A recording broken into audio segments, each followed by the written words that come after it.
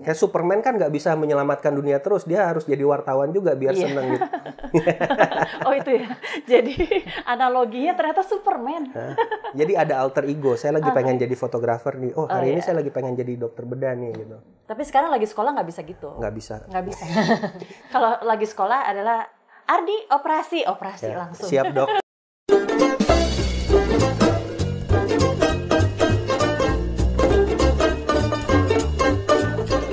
Hai Der. Hai Der. Hai Der. Selamat datang di acara Hai Der. Kali ini episode ketiga ya. Bersama saya Dr. Krista, spesialis bedah plastik. Dan hari ini saya ditemani oleh senior saya, Dokter. Kalau sih nggak pakai senior. Nggak pakai senior ya. Dokter Karina yang merupakan CEO dari Yayasan Hayandra Peduli, Klinik Hayandra dan Hayandra Lab, dan bintang tamu kita hari ini yaitu Dokter Ardi. Hai. Spesialis bedah. Ini spesialis bedah loh. Oh ya? Gini-gini spesialis bedah. Dan lagi ngambil pendidikan lanjutan ya. Pendidikan bedah vaskular. Dan beliau ini adalah seorang fotografer profesional juga. Wow. Selamat Lihat siang. ininya nih, bawaannya. Bawaannya ini. Apa ya mereknya ya? Pajangan aja. Oh, pajangan. Jadi ini bukan asli ya? Bukan. Nggak mungkin banget, dia nggak bawa kamera asli tuh nggak mungkin banget sebenarnya. Oke. Kita hari ini ngobrol-ngobrol aja ya? Ya, santai aja. Ngobrol aja. Santai. Nah, pertanyaan pertama. Langsung pertanyaannya. Ingetin pemirsa. Acara Haider ini adalah singkatan dari Hayandra, Think, Ya. Educate, Research, and Enlight. Yes. Hebat kan? Juara. Kenapa acara ini dibuat? Karena pada dasarnya kami berprinsip bahwa kita semua bisa belajar dari semua orang. Dan hari ini kita mau belajar nih dari Dokter Ardi. Ceritanya gitu. Ceritanya, ya moga-moga ada yang bisa diajarin. Pasti ada yang bisa. Oke. Sekarang udah boleh masuk nih. Boleh. Sesi lanjutan. Ya. Seperti wawancara pada saat penerimaan nih. Iya. Penerimaan mau ini ya masuk bedah ya. Bukan masuk sini ya. Bukan masuk sini. Bukan masuk klinik Hayandra. Kenapa mau ngambil bedah vaskular? Jadi gini, pada dasarnya kan sebenarnya orang bedah itu kayak tukang ya kita, kalau kita mengandaikan. Jadi kita itu senang bekerja dengan tangan gitu ya. Dan kebetulan saya itu senang sama gadget, kemajuan teknologi. Kalau saya lihat bedah vaskular ini arahnya ini, kita embrace kemajuan teknologi justru ya. Jadi apalagi sekarang endovaskular itu lagi berkembang.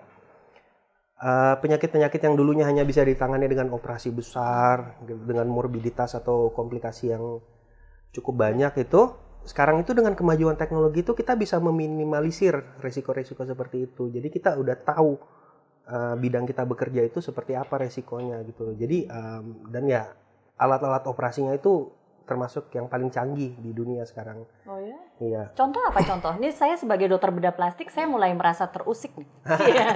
Oke, Kayaknya belum ada nih gadget-gadgetan di bedah plastik. Contohnya seperti ini. Misalnya penyakit yang paling sering itu kan kaki diabetes kan. Iya. Kaki diabetes itu komplikasi. Jadi orang dengan diabetes mellitus tipe 2 atau penyakit kencing manis itu kan dulu kita bilang, oh kok lukanya susah sembuh gitu kan. Iya. Nah, makin dengan seiring kemajuan teknologi kita udah bisa CT angio, kita bisa lihat pembuluh darahnya. Ternyata itu masalah utamanya itu adalah aliran darah yang ke kaki itu jadi jelek gitu. Oh, pembuluh darahnya rusak apa Pembuluh gimana? darahnya itu jadi yang kita bilang itu aterosklerosis ya. Aterosklerosis itu adalah pengapuran di seluruh dinding pembuluh darah. Itu menyebabkan aliran darah itu ke sana itu menjadi lebih sedikit ya. Penyebabnya apa tuh? Penyebabnya itu macam-macam. Jadi contohnya salah satu dari diet kita ya yang sekarang lagi berkembang. Jadi apa yang kita makan itu pasti diserap sama badan kita gitu kan. Tapi pemikirannya sebenarnya nggak sesimpel itu gitu. Jadi bakteri yang ada di ususnya kita gitu, itu menentukan juga apa yang bisa diserap, apa yang bisa disimpan dan apa yang bisa dibuang. Ya, Bakteri yang probiotik ya itu. contohnya itu mikrobiota tertentu di badan kita itu bisa memecah dietary fiber ya gitu atau serat gitu di makanan itu sehingga ada beberapa jenis short chain fatty acid ya kita bilang atau ya yang untuk diserap badan itu yang bisa dipecah sama bakteri-bakteri ini. Kalau misalnya short chain fatty acid ini tidak ada di badan kita misalnya itu akan berpengaruh ke tebalnya plak atau pengapuran di dinding pembuluh darah tadi ya. Jadi menarik banget ya. Menarik karena kita selama ini taunya probiotik tuh untuk imun ya, Dok ya. Untuk imun aja loh. iya. Jadi memang itu untuk imunitas kita ya. Jadi Iya. contohnya dulu usus kan kita pelajari hanya untuk menyerap makanan ya. Iya. Tapi di dalam usus itu banyak bulu-bulu kecil atau villi yang kita bilang itu untuk yang menentukan penyerapan gitu ya. Iya. Nah, penyerapan ini tergantung daya tahan tubuh kita. Jadi kalau misalnya kita makan yang ya namanya orang Indonesia pasti makanannya nggak selalu bersih ya. Makanan Dimana-mana pinggiran ya. gitu ya. Iya. Nah, jadi gunanya mikrobiota di usus kita gitu dan daya tahan tubuh kita tuh adalah untuk melawan kuman-kuman seperti itu. Iya. Nah, penelitiannya sekarang itu berkembang juga. Jenis mikrobiota yang ada di ususnya kita ini prognosis ke penyakit tertentunya itu bagaimana. Jadi contohnya kalau misalnya mikrobiotanya tidak baik, itu bisa berpengaruh ke kanker kolon misalnya Iya. ya. Atau ya tadi saya bilang pengapuran di pembuluh darah gitu. Sampai sejauh itu ya, Sampai ke sejauh itu. pengapuran. Nggak nyangka loh, Nggak nyangka. karena benar-benar saya nggak berpikir bahwa bakteri di badan saya bisa membantu saya untuk mencegah pengapuran di pembuluh darah. Iya. Karena Wow. tanpa bakteri-bakteri di perut itu kita nggak bisa harapkan terjadi fermentasi makanan baru kita bisa Iya. serap seperti itu gitu. Jadi memang kita ada simbiosis Iya. dengan jadi kita ngasih makan bakteri itu, bakterinya bikin kita sehat juga Iya, gitu. tapi bakteri baik ya. Ya, bakteri baik. Soalnya kalau dia nggak seimbang juga di badan kita, dia bisa bikin penyakit sebenarnya. Betul ya. sekali. Mm-mm. Ya. Jadi itulah kenapa sekarang kan lagi lumayan tren tuh ya. Di webinar juga banyak terakhir-terakhir saya lihat diterangkan mengenai probiotik, apa gunanya untuk badan kita. Memang kaitannya masih banyak untuk imun. Ini menarik banget, Dokter Ardi ini mesti ngomong nih saya rasa ya. Bahwa probiotik itu ke arah plak pembuluh darah. Betul. Bayangkan, Dan ngeri jurnalnya banget udah itu. banyak ya. Jurnalnya udah sangat banyak ya. Penelitiannya udah banyak ya. Dan jurnal itu sangat bisa dipercaya karena apa? Itu bukan kayak artikel. Itu bukan kayak artikel kita diwawancara, bukan begitu. Jadi kalau jurnal itu di medis harus ada metodologinya gitu ya. Harus bener tuh. Subjek penelitiannya siapa, dosis yang diberikan berapa. Biasanya Betul sekali gitu kan. ya, betul sekali. Dan kalau Betul sekali. misalnya nggak bener nulisnya juga nggak bisa loh Iya, diterima di betul. jurnal internasional tuh nggak bisa biasanya. Sangat sulit. Wah, probiotik hebat sekali ya ini ya. Minum nggak? Dokter Krista minum nggak Minum probiotik? dong. Saya Karena juga. karena COVID ini jadi saya takut ya.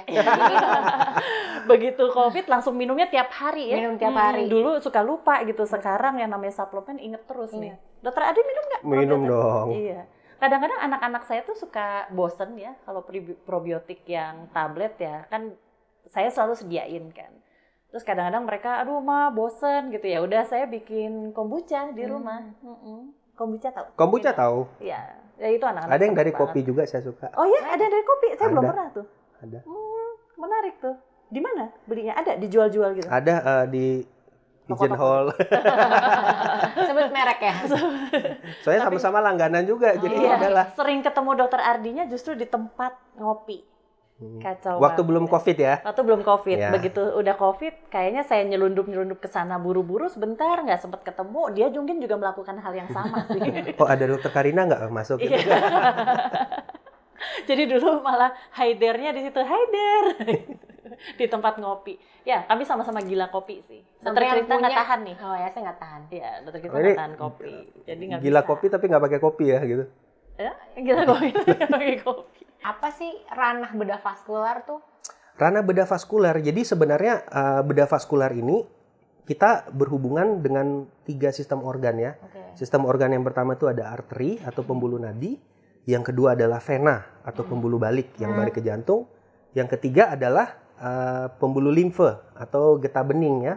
Itu yang berhubungan dengan edema, bengkak segala macam. Jadi penyakit-penyakit yang berhubungan dengan arteri, vena dan limfe itu umumnya bisa kita tangani. Kecuali pembuluh darah dalam otak atau pembuluh darah di jantung itu bisa ke spesialis yang lain. Oke. Jadi dari seluruh tubuh ya, dari ujung Seluruh kaki tubuh. sampai ujung kepala ya. Iya, betul sekali. Ya karena pembuluh darah itu kan kita memang di seluruh tubuh ya, Iya.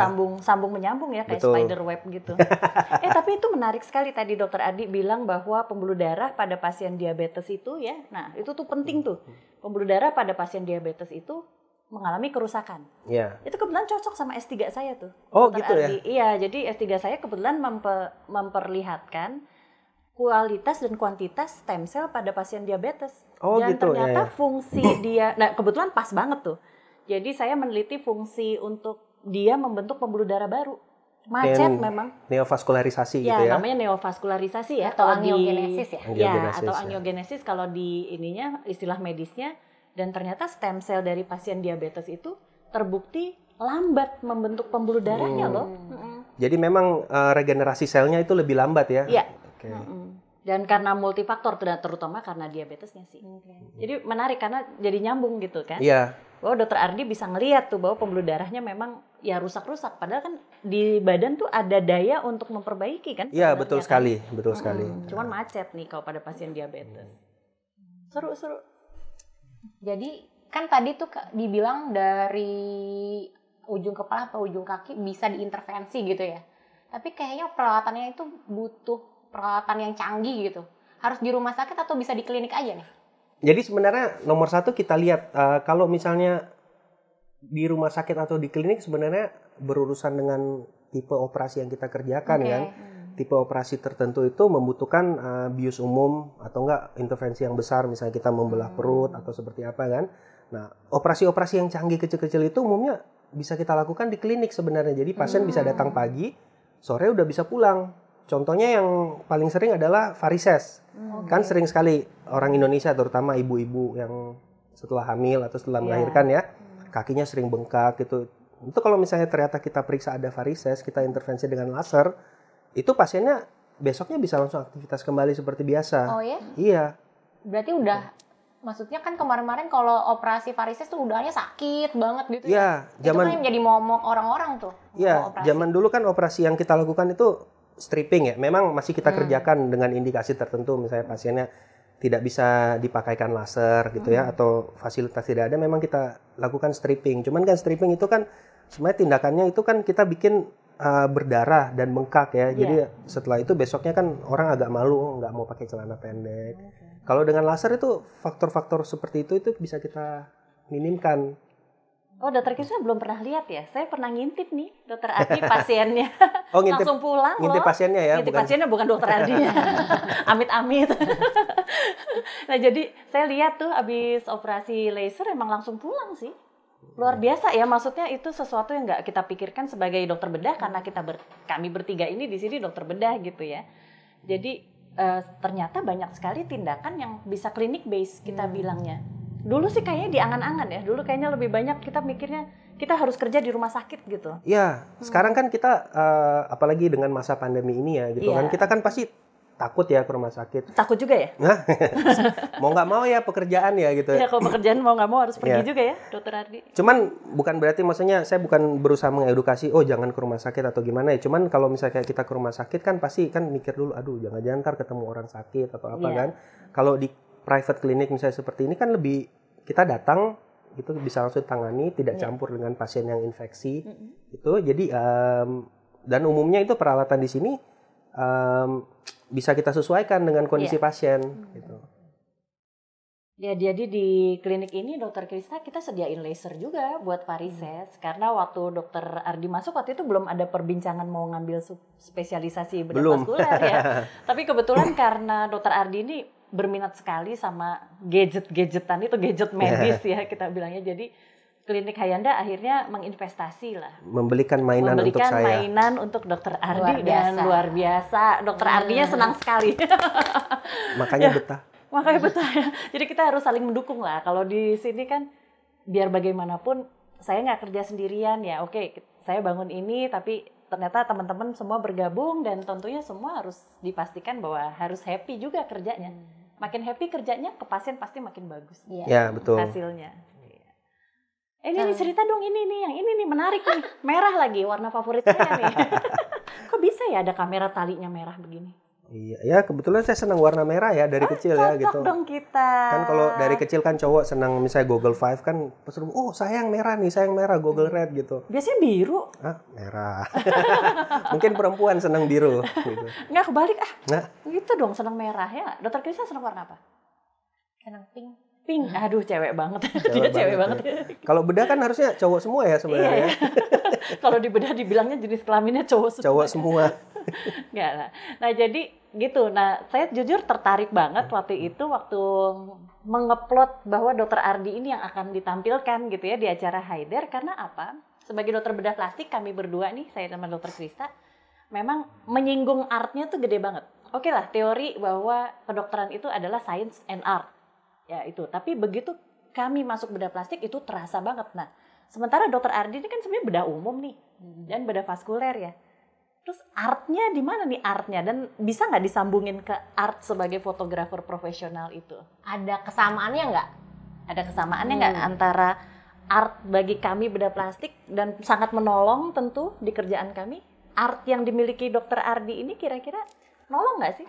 Jadi gini, kalau misalnya gitu. semua spesialis bedah ya terutama ya, atau misalnya spesialis lain yang berhubungan dengan ya pisau gitu, THT, ya kita tahu kita punya signature masing-masing gitu dalam menjahit, dalam menentukan lokasi sayatan, jenis sayatan gitu kan. Nah itu mau nggak mau itu pasti akan berhubungan erat dengan jiwa seninya kita gitu. Kalau hubungan fotografi misalnya dengan bedah, kalau fotografi ini kan sebenarnya baru banyak dipakai itu tahun 1800-an akhir ya. Nah, terus penggunaan pertama kali itu kamera untuk medis adalah oleh seorang dokter bedah.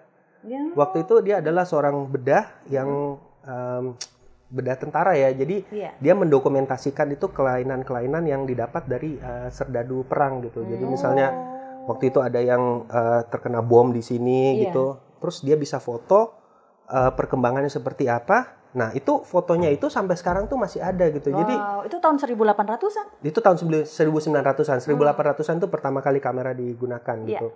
Jadi ya menurut saya kan wah, ini dokumentasi yang sangat baik gitu, bisa dipakai untuk belajar. Dan ya sebagai fotografer pun ya saya senang bisa menghasilkan foto yang seperti ini gitu. Jadi orang pun bisa nikmati. Dan di Indonesia ini sebenarnya belum ada database. Oh, kita kan pengen lihat nih penyakit misalnya apa ya, bibir sumbing itu seperti apa. Nah, kita banyak bisa Google gitu, tapi kita belum punya database sendiri sebenarnya penyakit ini. Tampilan klinisnya seperti apa gitu. Itu belum lengkap gitu. Database Indonesia masih kurang. Jadi PR-nya Dokter Ardi salah satunya adalah melengkapi database Indonesia dari pasien bibir sumbing kita ya. Jadi kalau kita operasi dia harus ada sebenarnya. Ya, itu mimpi saya dulu sebenarnya. Saya pengen bikin database foto seluruh penyakit di Indonesia ya. Cuman makin kesini kita makin mengkhususkan diri ke subspesialisasi tertentu gitu ya. Oh, kayaknya di subspesialis saya aja gitu banyak sekali yang harus didokumentasikan.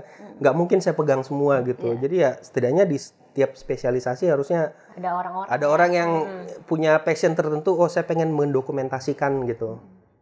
Mungkin harus diajarin juga ya, Dokter Ardi harus bikin workshop nih kayaknya. Iya.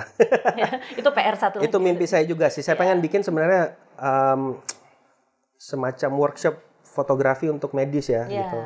Aduh itu bagus banget tuh. Itu akan menolong banget, terutama buat kita nih bedah plastik juga ya. Walaupun sebenarnya waktu saya pendidikan bedah plastik ya kita tuh ada modul fotografi. Oh ya? Udah zamannya udah ada ya? Udah ada fotografi. Jadi kita tuh moto nggak boleh sembarangan. Zaman saya sih cuman diajar-ajarin sepintas aja.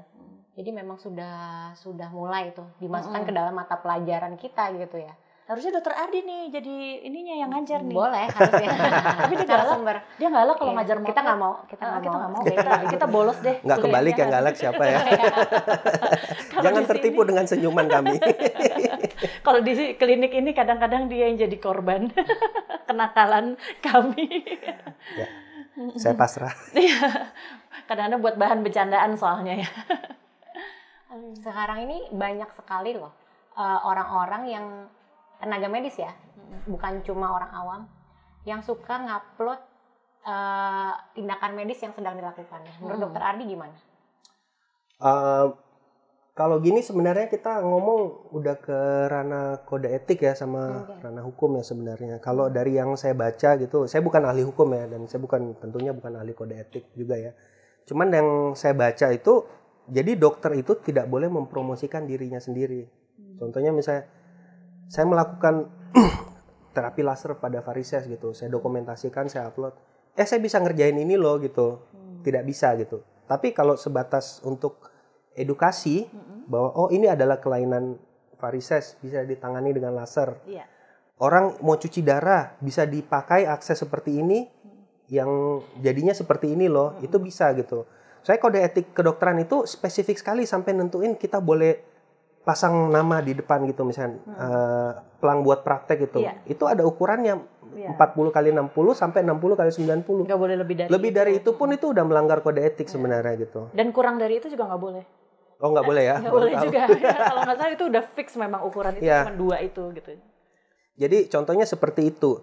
Yang boleh mempromosikan layanan itu adalah klinik atau rumah sakit. Iya. Soalnya kan seakan-akan misalnya ya kasarnya kalau misalnya barang dokter tuh adalah produknya klinik ini yang dipakai gitu kan untuk misalnya untuk penyakit tertentu bisa ke dokter ini gitu. Jadi bisa dilakukan ini loh gitu. Tapi kalau misalnya saya gitu saya bisa melakukan prosedur ini di rumah sakit ini gitu. Itu nggak bisa, nggak boleh.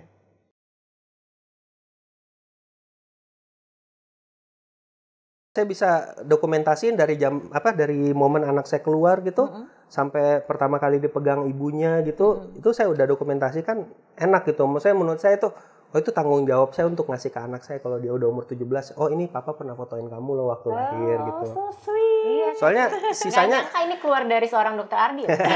Yang brewoknya kayak gini. Soalnya kalau misalnya kita kerja misalnya fotografer profesional atau dokter ini adalah profesional kan? Iya.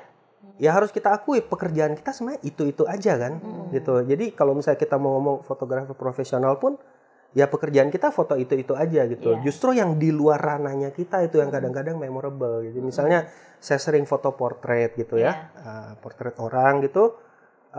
Giliran saya misalnya lagi jalan-jalan saya foto landscape itu kan sesuatu yang beda, refreshing untuk saya gitu. Justru wah ini yang lebih memorable gitu. Jadi kalau misalnya di luar pekerjaan. Nah, itu juga alasan kenapa saya menekuni fotografi ini. Karena menurut saya kalau kita sebagai seorang dokter ya gitu. Pasti ya tiap hari mikirnya itu aja. Operasi besok apa ya gitu. Operasi besok ini. Aduh minggu depan itu operasi ini lagi. Aduh. Jadi saya butuh refreshing gitu. Kayak Superman kan nggak bisa menyelamatkan dunia terus. Dia harus jadi wartawan juga biar seneng gitu. Oh itu ya. Jadi analoginya ternyata Superman. Jadi ada alter ego. Saya lagi pengen jadi fotografer nih. Oh hari ini saya lagi pengen jadi dokter bedah nih gitu. Tapi sekarang lagi sekolah nggak bisa gitu. Nggak bisa. Nggak bisa. Kalau lagi sekolah adalah Ardi operasi ya, langsung. Siap dok. Siap dok. Jawabannya cuma satu, siap dok. Superman harus siap setiap saat. Iya. Kewajiban. Bentar lagi nih kalau udah lulus, wah udah kemana-mana nih. Jangan-jangan di klinik juga susah nangkepnya, nggak boleh gitu ya? Nggak boleh kan ditahan di sini ya. Udah dibelikan mainan, saya harus pakai di sini. Soalnya mainannya banyak, akan menolong banyak sekali orang. Betul Gitu sekali. sih. Ya karena kita nggak boleh lupa juga walaupun ya saya itu pas banget loh. Tadi malam tuh saya ngomong sama anak saya sih. Curcol sedikit.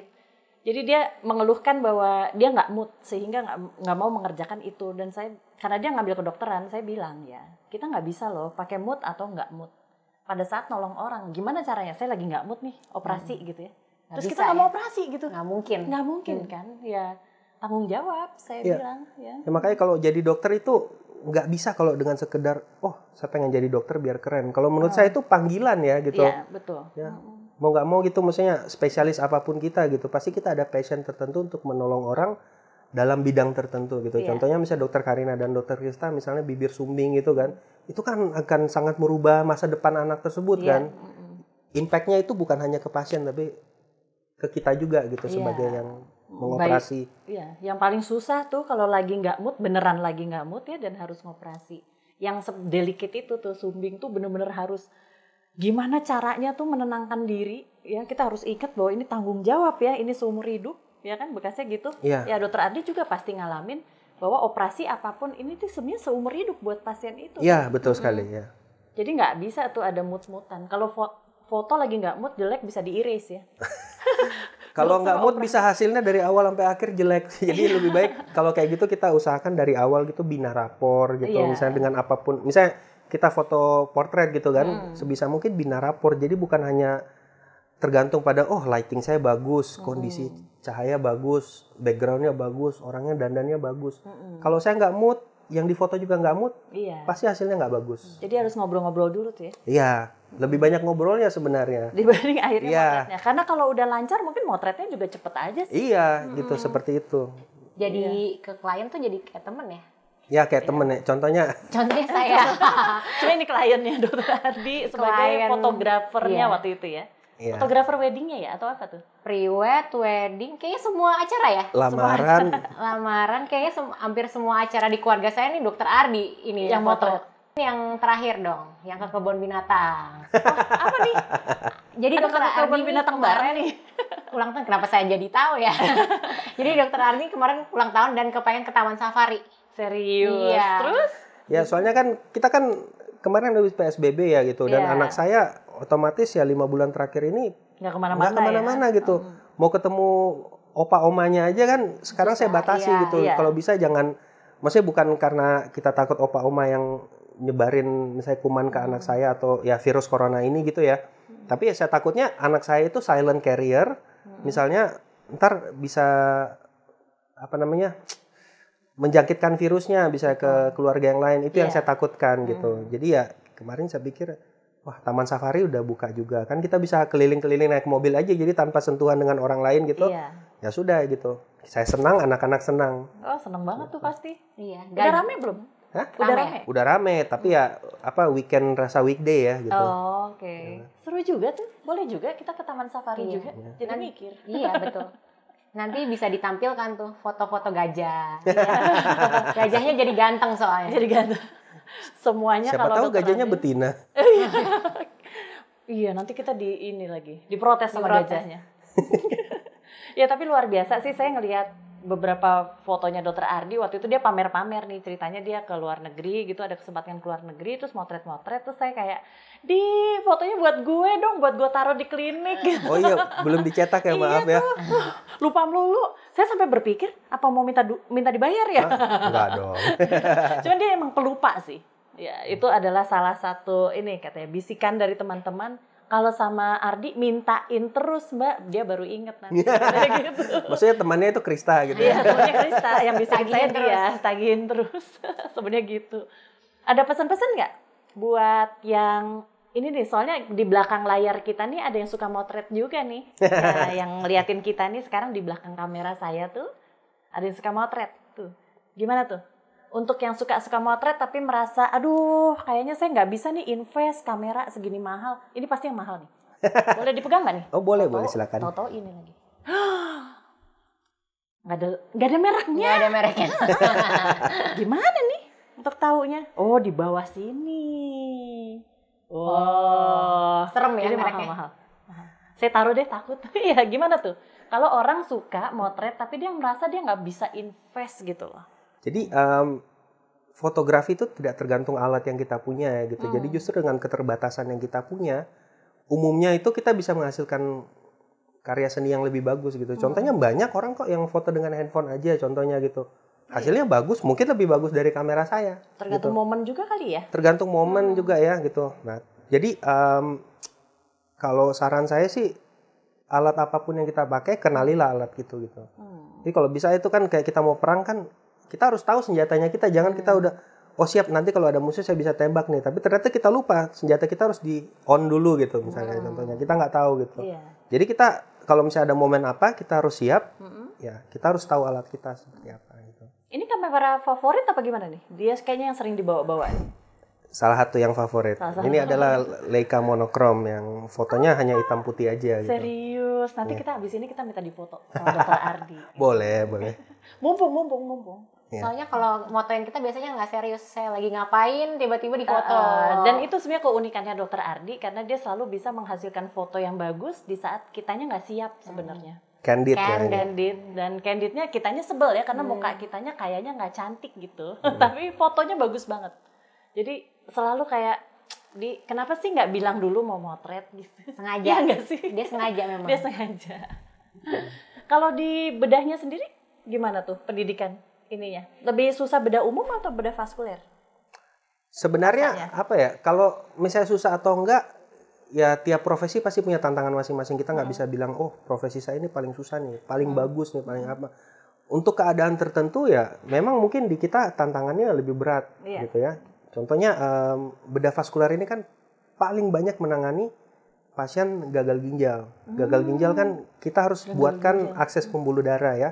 Contohnya seperti kateter double lumen atau misalnya kita buatin yang orang bilang biasa Simino di sini ya. Berarti nggak ditusuk berulang kali dong ya orang-orangnya? Kalau misalnya dengan CDL tidak, ya. Kalau misalnya dengan Simino tetap ditusuk, tapi di tempat yang sama. Jadi kita tidak merusak pembuluh darah di situ. Iya, jadi kalau Simino tuh kan pembuluh darah arterinya disambungin ke vena ya. Kita buatin shunt, jadi harusnya tidak ada aliran langsung dari arteri ke vena.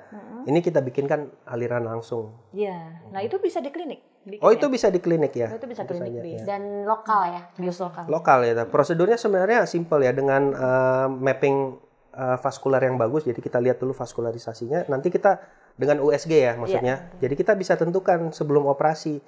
Oh ini bisa dibikinkan AV shunt atau tidak gitu ya. Jadi kalau misalnya pun bisa dibikinkan, prosedurnya memakan waktu 30-60 menit saja gitu. Setelah itu pasien bisa langsung pulang. Iya, itu menolong sekali sih, karena memang ternyata pasien gagal ginjal tuh banyak banget loh. Banyak banget. Ya, memang kita karena di klinik mungkin belum terlalu terpapar ya pasien gagal ginjal, tapi kalau dengar-dengar karena klinik ini juga menekuni sel terapi kan, dan salah satu tempatnya kan untuk gagal ginjal tuh.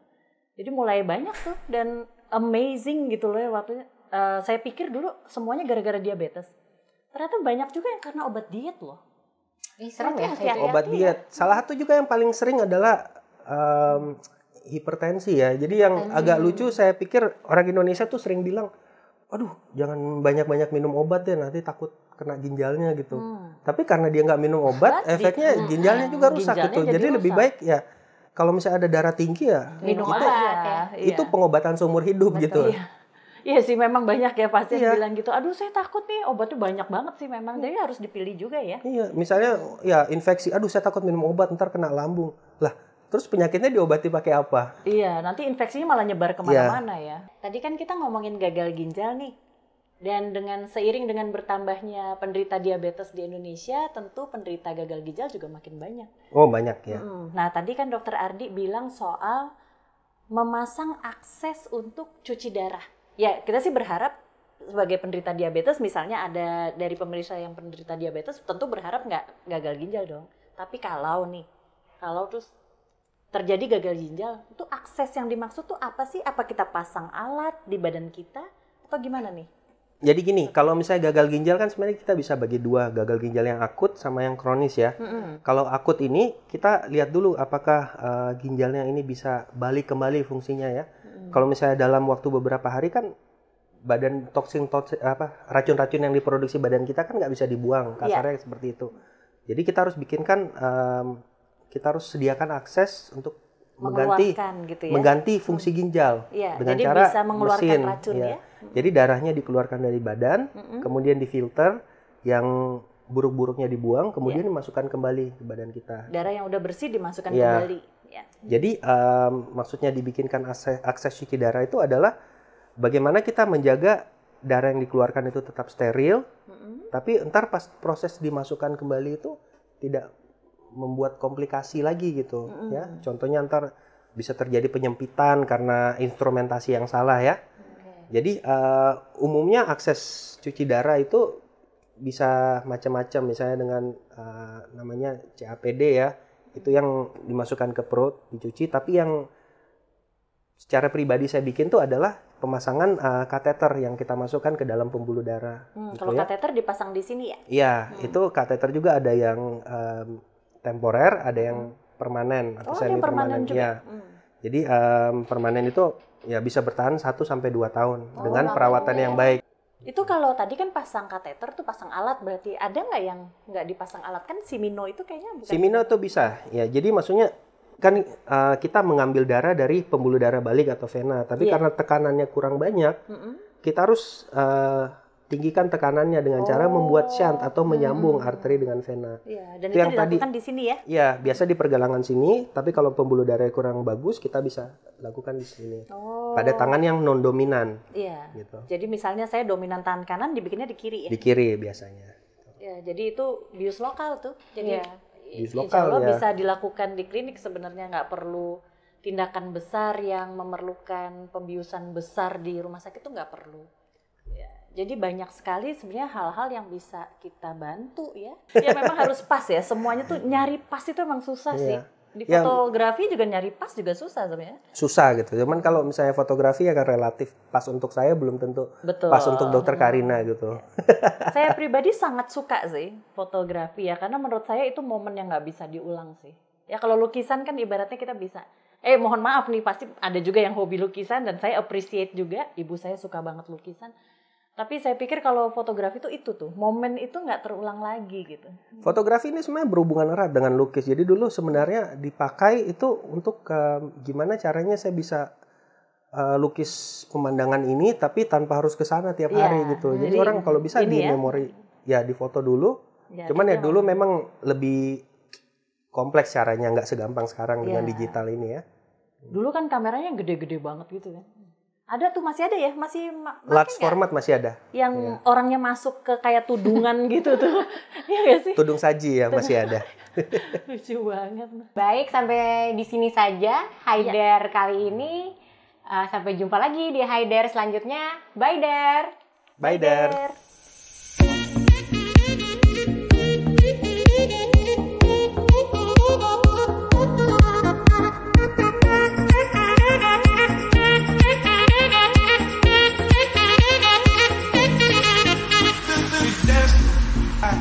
We